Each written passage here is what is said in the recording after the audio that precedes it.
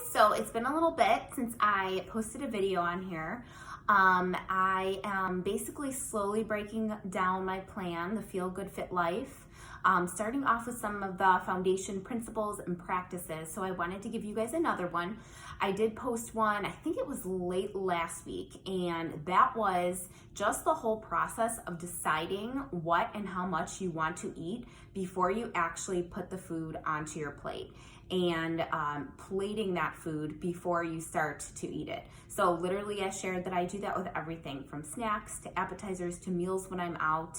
And it has helped me so much with the mindless eating and just continuing to open a bag of chips or popcorn or whatever is in front of me and just eat and not have any idea how much I ate, because it's the worst feeling after you do it. And I have done that so much in the past. So that is something that has been able to help me. So I encourage you guys to go back, check out the video if you haven't already.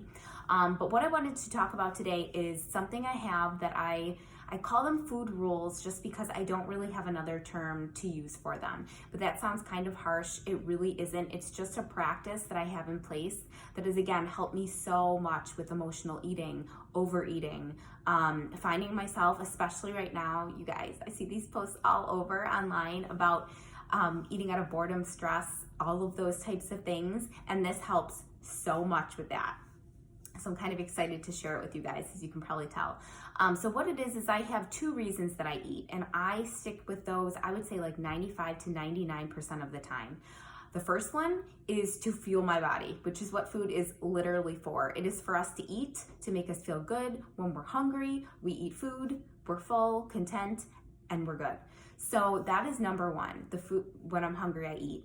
And when sometimes people say that they're not really sure if they're hungry or if they're just bored and eating because they have nothing else to do, whatever reason it may be.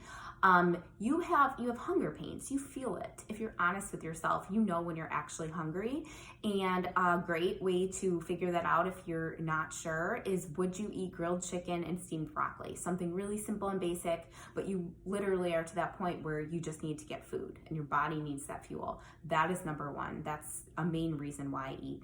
The other one is for a rare, pleasurable food experience. So I love food. I'm a big foodie. So say I'm on a vacation and we're testing on a new restaurant, or they have some type of tasting, sampling experience. Somebody brings me homemade cookies that I absolutely love, my favorite type at work. Those types of things that you may not be hungry, but you want to participate in the experience because food is good and we're meant to enjoy it as well. But you have to kind of have a good enough relationship with yourself to know if those things are happening on a daily basis. Those are, like I said, rare, pleasurable food experiences that aren't going to happen that often. And I feel like we should be able to enjoy them how we would like to.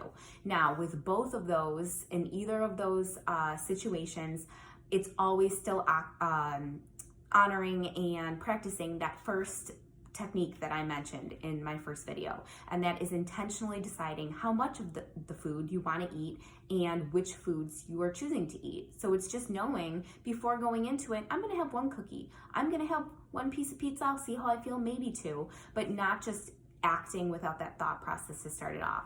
So that is kind of another piece to it.